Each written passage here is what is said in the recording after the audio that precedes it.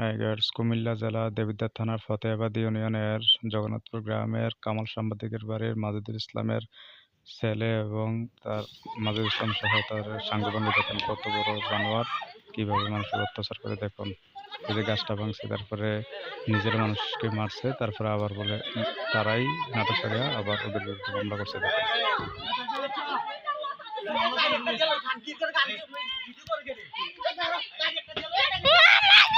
দেখতে পেয়েছেন একটা ছোট বাচ্চা ভিডিও করতেছিল, ওই ছোট বাচ্চাটাকে মারার জন্য কিভাবে দৌড়ে আসছে। আর দেখুন কামড়ে মানুষকে কিভাবে চলাই লেছে এই মাজেদুল ইসলামের ছেলেরা। দেখুন কত বড় জানোয়ার, এদের বিরুদ্ধে থানায় প্রায় 10টার মতো মামলা।